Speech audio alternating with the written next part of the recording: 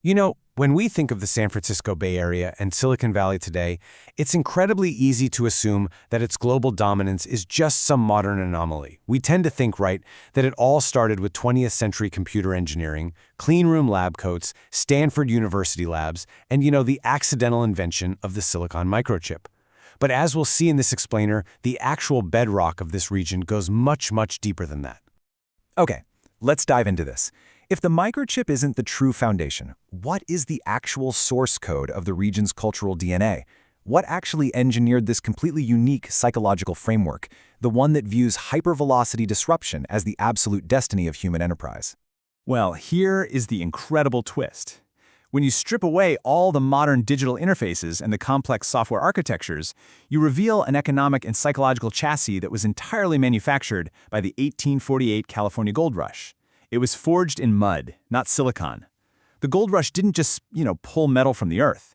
It created the literal cultural machinery of modern speculative capitalism, a full century before the tech boom even started. Part 1. The Sutter's Mill Fracture. Breaking the Paradigm of Wealth. So picture this. On an ordinary morning in January 1848, a carpenter named James W. Marshall noticed a few glittering particles in the tail race of a sawmill he was building at Sutter's Mill.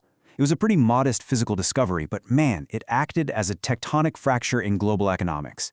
Within months, the news breached the isolated California territory and triggered the most explosive global gold rush in human history. And to really understand the staggering scale of this disruption, just consider this number. Over 300,000 49ers descended upon the remote peninsula of San Francisco and the surrounding Sierras. They basically created an instant, highly volatile society driven entirely by asymmetric risk and the raw mechanics of pure luck. Now, what's really interesting about this slide is how the Democratic diggings completely dismantled the East Coast legacy capital. Prior to 1848, wealth was a lifetime stride, right? It required institutional pedigree, multi-generational assets, rigid conformity. But out in the mud, there was this radically fluid meritocracy. You literally had a scenario where a Harvard-educated attorney could be laboring for weeks, pulling up completely worthless gravel, right next to an illiterate laborer who suddenly strikes a life-altering gold nugget. The physical environment cared absolutely nothing for Eastern pedigree. Wealth suddenly became an audacious, immediate leap. Part 2. The Pick and Shovel Playbook. The True Economy of the Rush. As that initial surface-level placer gold was quickly scooped up, individual miners slammed into a really harsh mathematical truth. The individual hunt for gold was a hyper-volatile gamble, and it had an incredibly high failure rate. Most people barely survived the hyperinflationary frontier economy. But this harsh reality gave birth to an entirely new economic strategy. Hyper-perceptive entrepreneurs realized that the real, lasting money wasn't in the highly speculative gold itself. It was in the infrastructure making the rush possible. We call this the pick and shovel business model. You generate dependable wealth by manufacturing the critical tools, supplies, and logistics required by the risk takers. You mitigate your own risk by providing the very platforms that others desperately need to gamble. And this brilliantly illustrates that exact concept with two names you definitely know today. Levi Strauss arrived in 1853 with heavy canvas and quickly realized miners needed indestructible work pants, so he co-patented copper-riveted denim jeans. Then you have Wells Fargo, launching in 1852, to provide secure stagecoaches and express banking, to transport gold dust safely. Notice something. Neither of these companies mined a single ounce of gold themselves. Instead, they institutionalized the supporting layers. They completely commoditized the infrastructure. Part 3. The Ghost Fleet Infrastructure. The Architectural Subjugation of Space.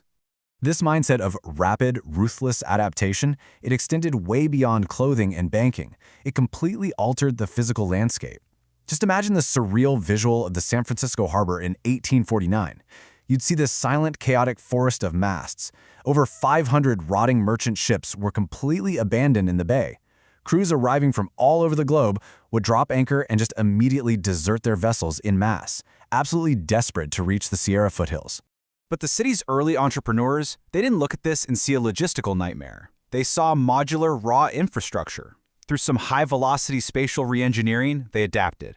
Step 1 was floating commoditization. They anchored these abandoned hulls and converted them into hotels, rowdy saloons, even jails and warehouses. The famous ship Niantic was actually run aground and given a shingle roof just to store global dry goods. Then, step 2 was the financial fill.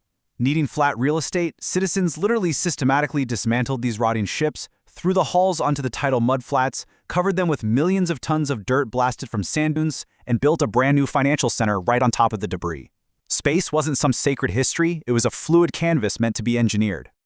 Part 4. The Stigmaless Resume. Normalizing Financial Extinction.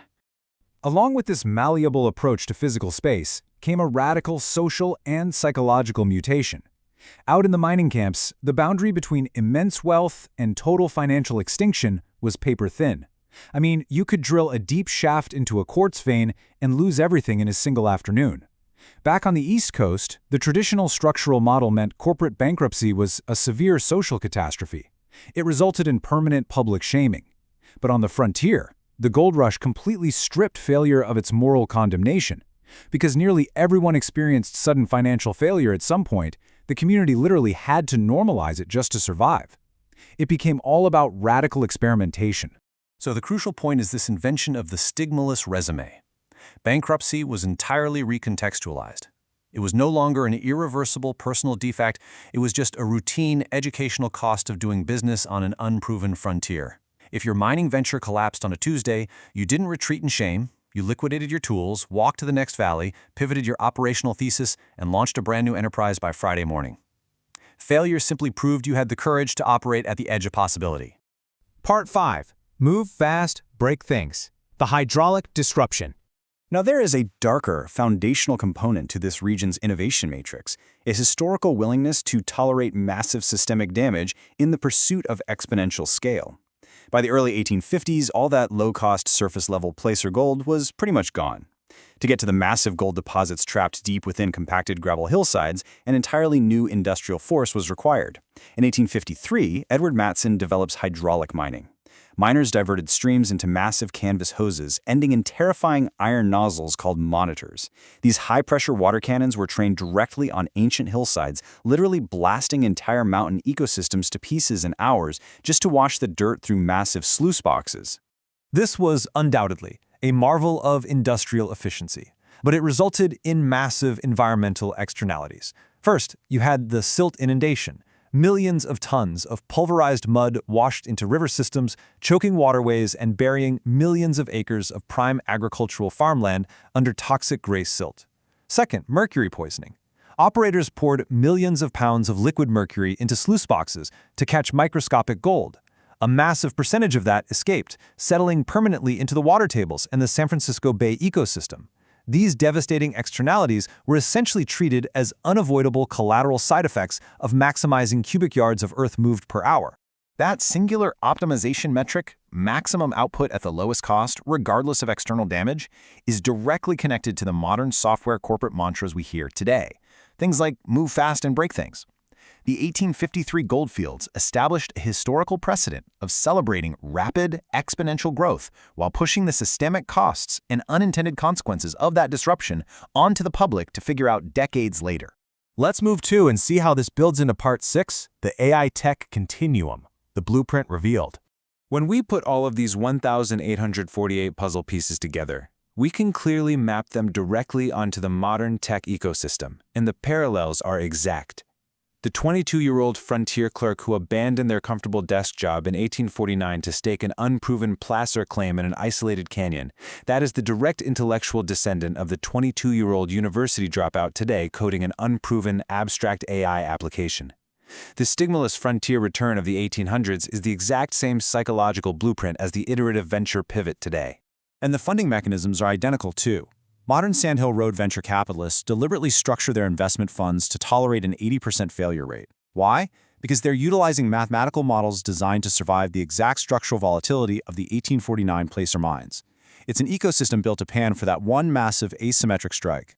Which brings us to the modern giants. Today, tech behemoths like NVIDIA are manufacturing highly specialized graphics processing units, GPUs, that are required by pretty much every single artificial intelligence startup on the planet.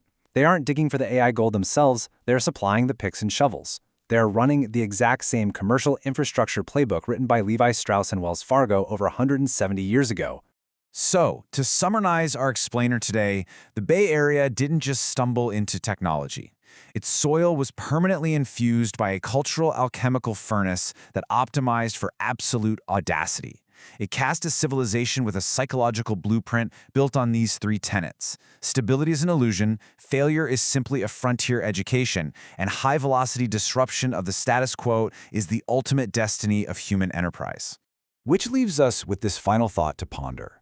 If every aspect of our modern digital tech empire was actually forged in the muddy, chaotic gold camps of 1848, what entirely new frontiers are we blindly laying the infrastructure for today? What will the pick and shovel plays of this decade build a century from now? Keep questioning the bedrock of the systems around you. Thanks for joining me on this explainer, and keep learning.